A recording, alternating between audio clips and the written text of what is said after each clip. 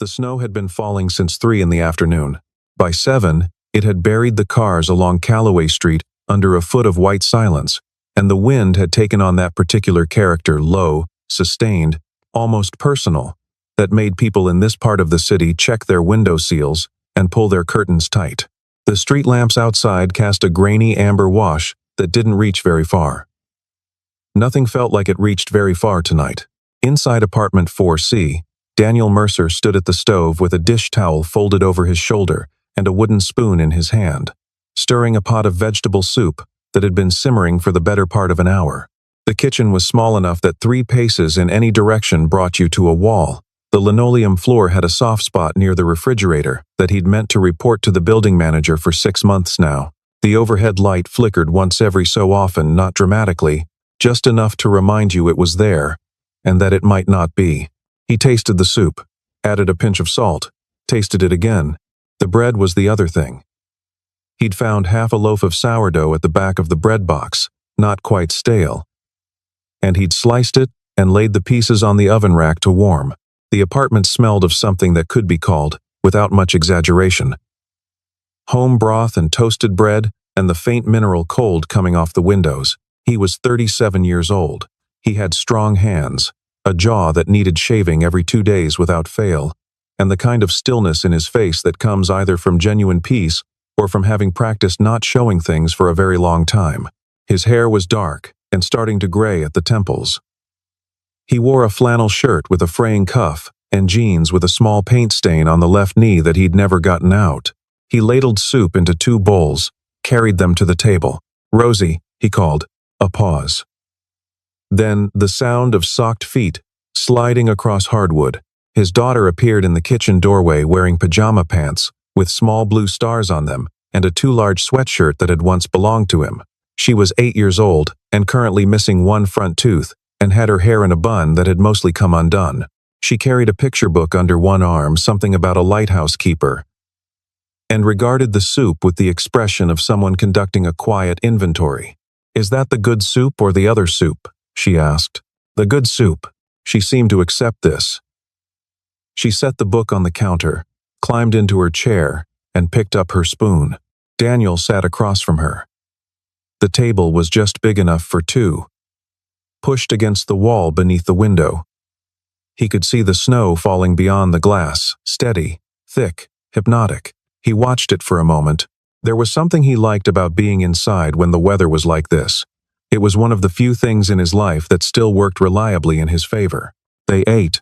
After a while, Rosie looked up from her bowl. "Daddy," she said. "Yeah. I wasn't that hungry tonight. I just wanted you to know." He looked at her.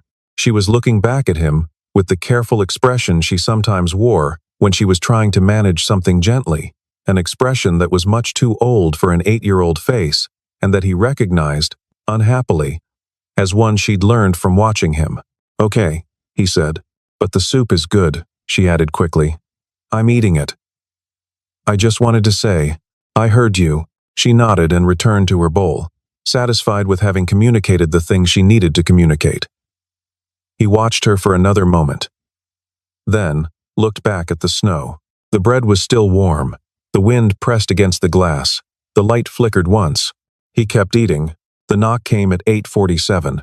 Not the tentative knock of a neighbor wanting to borrow something, or the bored knock of a delivery driver. It was 3 firm raps, the kind made by someone who had made a decision to knock and was committed to it. Daniel heard it from the kitchen, where he was washing the bowls. He dried his hands. Rosie was on the couch reading, and she looked up when he passed through the living room. He felt her watching him as he crossed to the door. He checked the peephole. He saw a woman. He didn't open the door immediately. He stood there for a moment, looking at the distorted fisheye image, a woman in a dark coat, snow on her shoulders, her face turned slightly to the side as if she was listening to something.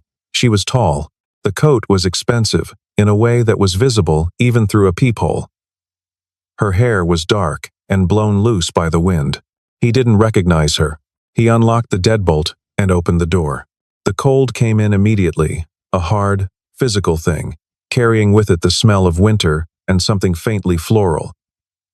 a perfume half erased by the wind. The woman standing in the hallway was not quite what she'd looked like through the peephole. She was in her mid-30s, composed in the way that certain people are composed, not calmly, exactly, but deliberately, as if composure was something she wore on purpose. Her coat was charcoal wool with a high collar.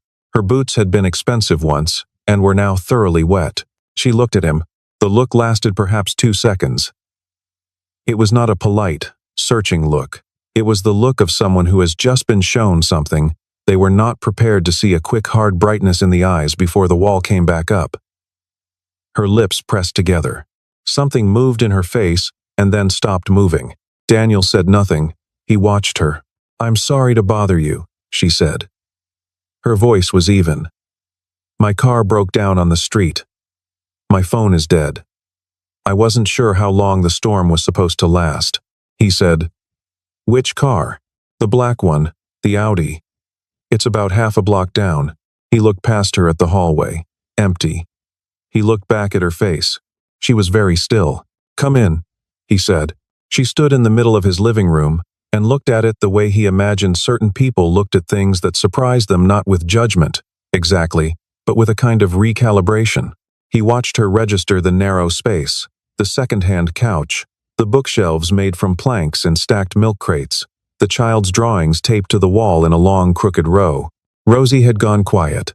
She sat on the couch with her book open in her lap and watched the woman with unconcealed interest. "I can call a tow truck for you," Daniel said. "My phone's charged." "What's your roadside number?" "I don't remember it." "A beat. I'll figure it out." "You can sit," he said. "It's a long storm." The woman looked at the couch, then at Rosie, then at the couch again. She sat on the far end, perching slightly, as if the act of sitting was provisional, as if she had not fully decided yet whether she was staying. She had not taken off her coat. Rosie closed her book. "I'm Rosie," she said. "I know," the woman said, and then stopped. She looked briefly startled by her own words. "I mean, hello, Rosie. I'm Catherine. You have snow on your coat," Rosie observed. "I know. You can put it by the heater. That's what we do." Catherine looked at Daniel. He crossed his arms slightly and said nothing. After a moment she stood, unbuttoned the coat, and draped it carefully over the back of the armchair near the small radiator that worked about 70% of the time. Underneath, she wore a dark blouse and trousers that were also expensive and also slightly wet at the hem. She sat back down. Rosie regarded her for a moment with the frank appraisal of a child. "Are you cold?" she asked. "A little. We have extra socks," Rosie said. "Daddy keeps them in the hall closet. We have the thick ones." Catherine looked at the girl. Something crossed her face, soft and fast and almost immediately gone. She swallowed. "That's okay," she said. "Thank you." Rosie nodded, satisfied with the exchange, and opened her book again. The wind rattled the window. The radiator clicked. Daniel stood in the doorway to the kitchen and looked at Catherine Hale. He had known her name, of course, the moment she'd said it. Known it before she said it, if he was honest, though he hadn't let himself believe it until she was standing in his living room with snow on her coat. Catherine Hale, née Prescott. 35 years old. CEO of Hale Capital Partners. One of the most photographed faces in American business for the past 4 years. He'd seen her picture last year in a magazine, in a waiting room somewhere he couldn't even remember where, and he had turned the page without reading the article, because some things were easier when you didn't read the articles. He had not expected her to knock on his door. He had not expected her to exist, in any concrete sense, within the same physical space as his small apartment, and his daughter, and his pot of vegetable soup. He went back to the kitchen and put the kettle on. He brought her tea. She wrapped both hands around the mug, and finally, for the first time since she'd come in, seemed to exhale. She was looking at the wall of Rosie's drawings. There were 40 or 50 of them, layered in places, some in crayon and some in marker. Some clearly from years ago when Rosie had been 5 or 6 and drawn things that were mostly circles with legs, and some more recent careful, elaborate drawings of horses and houses, and something that might have been a spaceship. In the middle of the row, framed and hung deliberately among the children's drawings, was a photograph. Catherine saw it. He was watching her when she did. He saw the small, careful stilling of her hands around the mug. The photograph was 10 years old. It showed two people at a table in a bar that no longer existed. A bar on Clement Street in San Francisco that had been a jazz place, with bad lighting and good bourbon, and a jukebox that only played things from before 1970. In the photograph, a younger Daniel Mercer was laughing at something. He was wearing a gray sweater, and he hadn't started going gray yet. Beside him was a young woman with dark hair and bare shoulders and a glass of something red, caught mid-sentence, looking at him with the particular expression of someone who is either very amused or very in love, and it was genuinely difficult to tell which. The young woman was Catherine. The silence in the room had a texture now, something with weight. "Rosie," Daniel said, without looking away from Catherine. "Bedtime. It's only Rosie." She heard the tone. She closed her book without complaint, slid off the couch, and padded across the living room. She stopped beside the armchair where Catherine's coat was draped. "Good night, Catherine," she said. Catherine looked at her. The wall had dropped slightly. She looked at this small girl, with the undone hair bun and the star pajamas in the picture book about a lighthouse keeper, and for a moment she looked the way people look when they are standing in front of something they don't entirely know how to hold. "Good night, Rosie," she said. Her voice was quiet. Rosie went down the hall. Daniel heard the bedroom door close. He sat down in the armchair across from Catherine. The photo was still there on the wall between them, occupying the space, like a third party. Neither of them said anything for a while. The wind was going now in earnest, pressing itself against every seam in the building. The radiator ticked. The kettle had gone cold. Catherine said, "How long have you been here?" 4 years. She looked at the apartment, not unkindly. Just taking it in the way she'd been taking things in since she arrived steadily, without flinching. "Is she?" She stopped. "Is Rosie's mother?" "Not in the picture," he said. "Flat. Not cruel, just flat." Catherine nodded once. She looked down at the mug. "I saw your name on the directory downstairs," she said. "When I was looking for an apartment with a light on." He said nothing. "I didn't. I wasn't looking for you, Daniel. I want you to know that. I wasn't coming here." A pause. "I was just cold." He said, "I know." She looked up. Something in her expression shifted. "Do you?" He held her gaze. "Yeah." The snow against the window was the only sound for a moment. Then she said, "Why did you leave?" He'd known the question was coming, had known it since the moment he'd opened the door and seen her standing there with the snow on her coat. He'd had a decade to think about what he'd say if this moment ever came. And he had thought about it, occasionally and unhappily. The way you think about things you believe will never actually happen. He got up and went to the window. He stood with his back to her, looking at the snow. "My father got sick in 2015, he said. January. It was fast. They thought stroke at first. It wasn't a stroke." He stopped.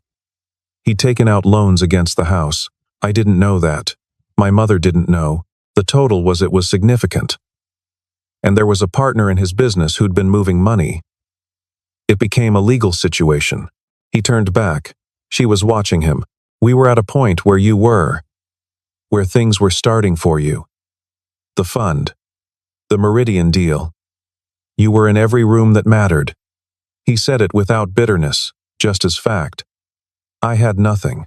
I had a father in the hospital, and a family that was about to lose everything, and a last name that was about to be in depositions.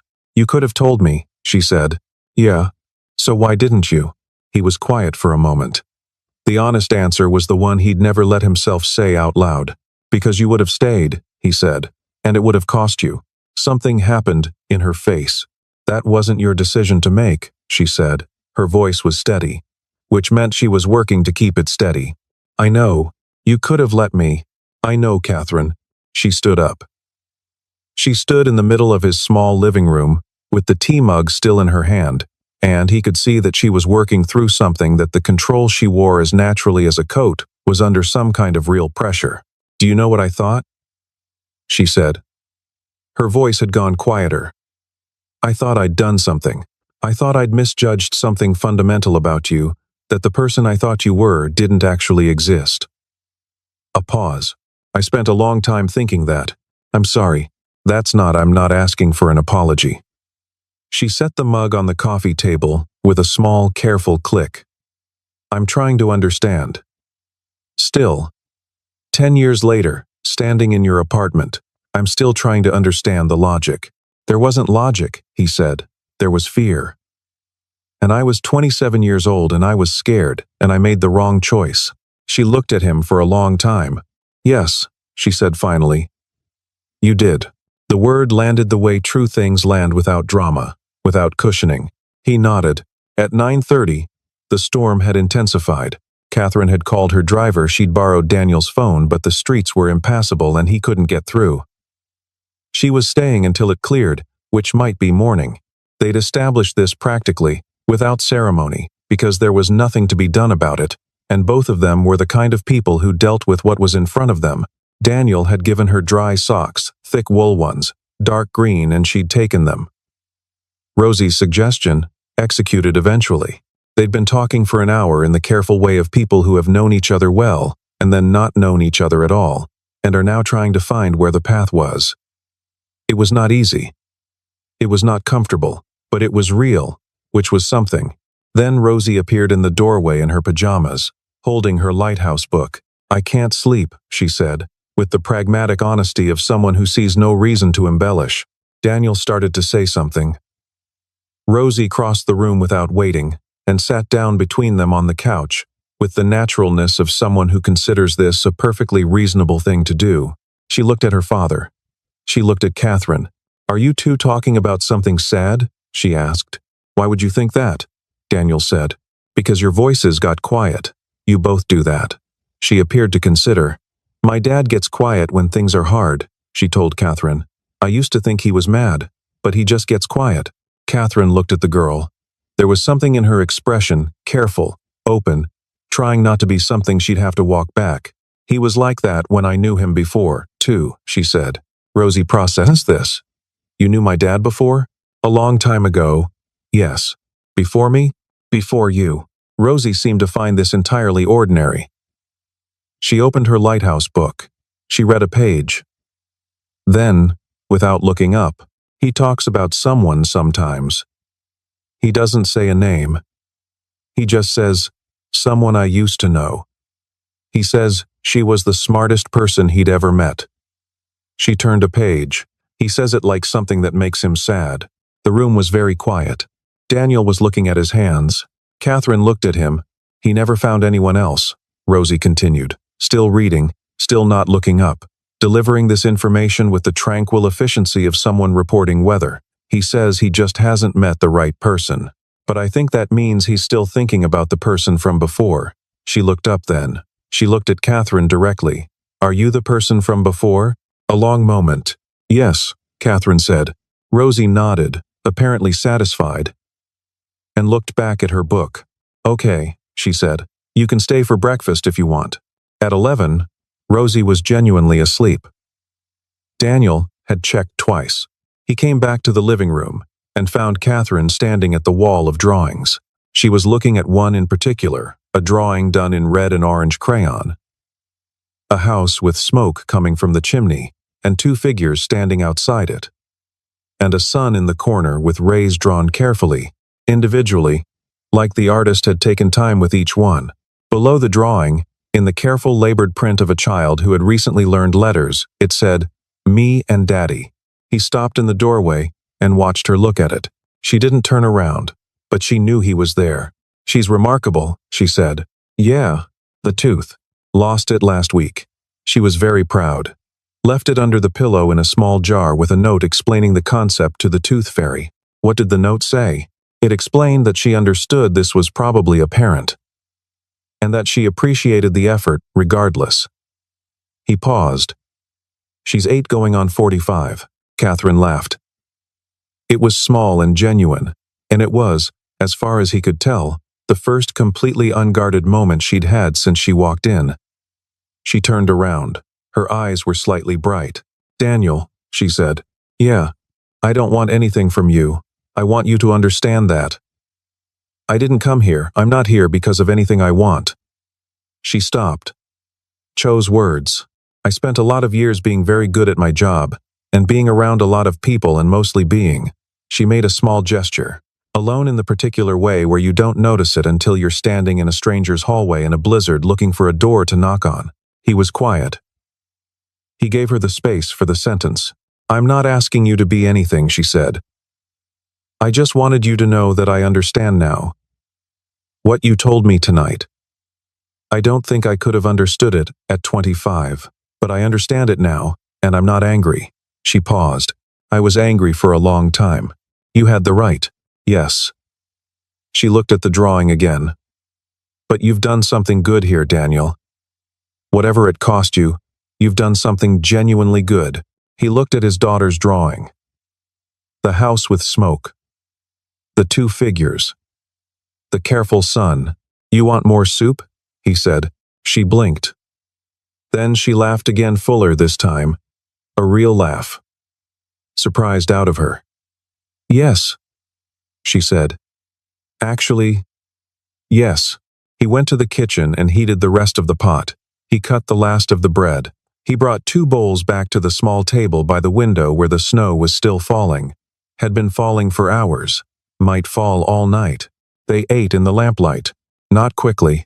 Not with anything to prove. Just 2 people at a table with soup and bread while the city went white outside. And the radiator ticked. And somewhere down the hall a small girl slept with a picture book about a lighthouse keeper on the pillow beside her. The SUV arrived at 12:45.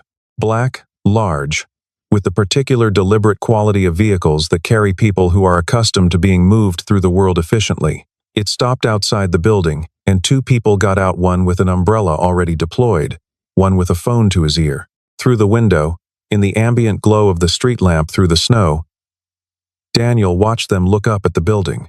He said, "Your people." Catherine was beside him at the window. She had a second mug of tea. She looked at the SUV.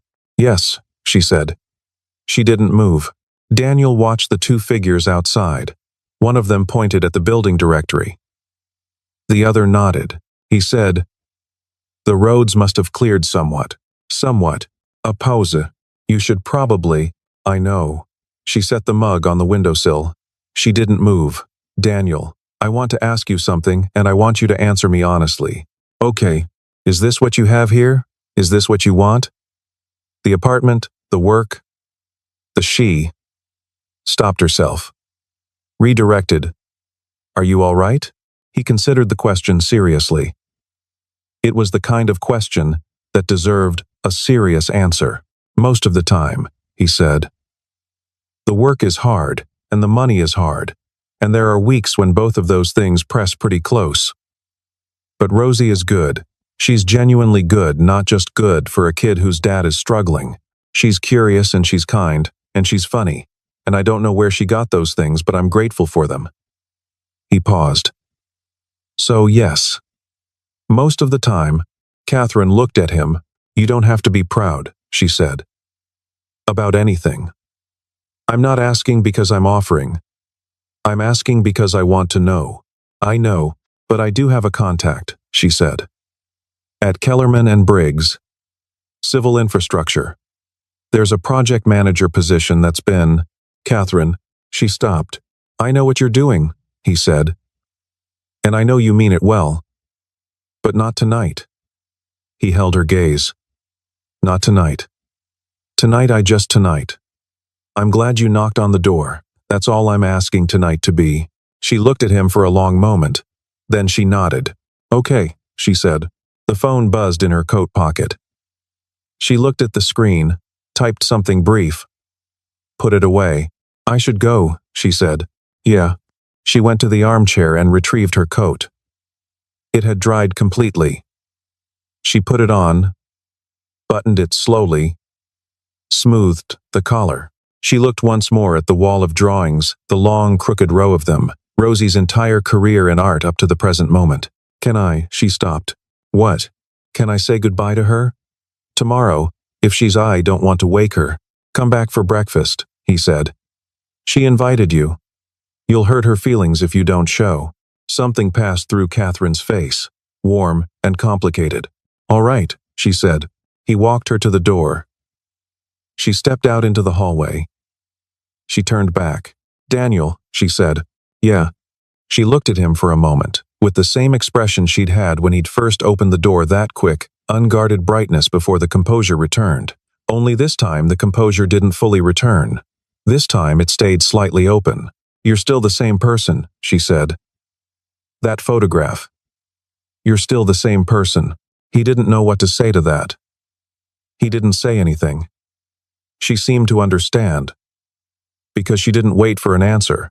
She went down the hallway to the elevator. He closed the door.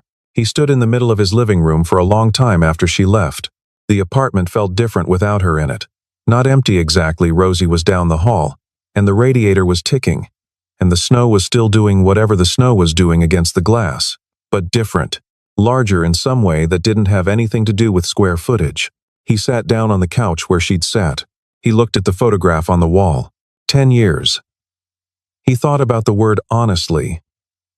The way you think about a distance when you're finally standing at the other end of it. He had been 27 years old and frightened, and he had made a choice based on a kind of logic that felt, at the time, like love, like protection. He had told himself he was protecting her. There was probably some truth in that. There was also, he understood now, a great deal of fear that had dressed itself in more selfless clothing. He had spent a decade building a life that was, in its essential terms, good. It was small, and it was financially precarious, and it required a level of daily maintenance that left him tired in the evenings in a way he'd come to simply accept. But it was good. Rosie was good. The goodness of his daughter was not a consolation prize. It was the actual thing. He knew that. What he hadn't known or had known, and not looked at directly, was that the space where Catherine had been had stayed empty. Not dramatically, not in a way he'd talked about, not even to himself, not really, but empty the way a room is empty when the furniture has been removed. You can still function in the room. You learn not to notice the outlines on the floor, but the room has a character that the furniture had given it, and now doesn't have. She had walked back into the room. He thought about what Rosie had said. I think he's still thinking about the person from before, delivered with the serenity of someone stating a fact they'd known for a while and simply hadn't been asked about.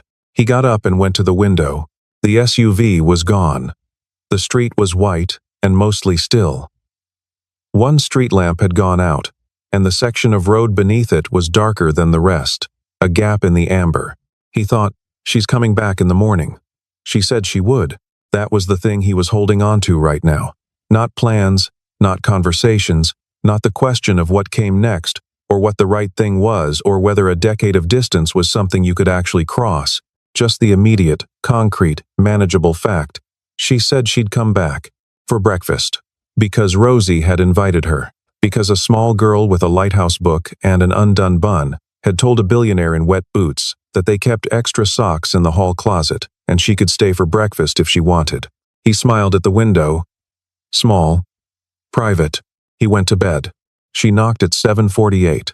Rosie was already up. She'd been up since 6:30, making noise in the kitchen, with the cheerful insouciance of a person who did not understand that other people slept past sunrise, and she heard the knock before Daniel did. He came out of his room to find her already opening the door. Catherine stood in the hallway. She was not wearing the charcoal wool coat. She wore a different coat, navy, less formal, more worn. Her hair was down. She was carrying a paper bag with a bakery logo on it, slightly damp from the cold. I found a place that was open, she said. Croissants. I didn't know what you liked, she told Rosie. So I got 3 different kinds. I like the chocolatey ones, Rosie said immediately. There are 2 chocolatey ones. Perfect, Rosie said, and led her inside. Daniel stood in the doorway of the kitchen in flannel and bare feet, watching this. His daughter was pulling out chairs. Catherine was setting the bag on the table. The morning light came through the window, pale and clean. The snow had stopped, and the sky had that washed-out winter blue that follows a long storm, the kind of blue that makes everything look slightly new. Coffee, he said. Please, Catherine said. He turned to the coffee maker. He heard Rosie explaining the chocolate croissant situation in detail, her opinions on flakiness, her theories on what made one bakery's version superior to another's. He heard Catherine asking questions, real questions, not polite ones, and Rosie answering them with the authority of someone who had given this matter serious thought. He stood at the counter and waited for the coffee. He thought about what she'd said last night. That she'd spent a lot of years being alone in the particular way where you don't notice it. He thought about what it had taken for her to say that, what it cost to say the exact true thing, without dressing it up, without making it smaller than it was. He poured 3 cups, carried them to the table. Rosie had distributed the croissants with the equity of a labor arbitrator, and was already deep into the chocolate one, and had gotten some on her chin without noticing. Daniel sat down. Catherine wrapped her hands around the mug, the same gesture as last night. Both hands, the quiet centering of it, and looked at him across the small table. "How'd you sleep?" she asked. "Okay," he said. "You?" "Better than I expected." A pause. "The hotel has very good blackout curtains." He smiled. Rosie, still eating, looked between them with the assessing calm of someone taking stock. "Are you going to come back again?" she asked Catherine. Catherine looked at Daniel. He said nothing. He held her gaze and gave her the space for whatever answer she wanted to give. She looked at Rosie. "I'd like to," she said, "if that's okay with both of you." Rosie considered this seriously for about a second and a half. "It's okay with me," she said, "but you have to ask my dad."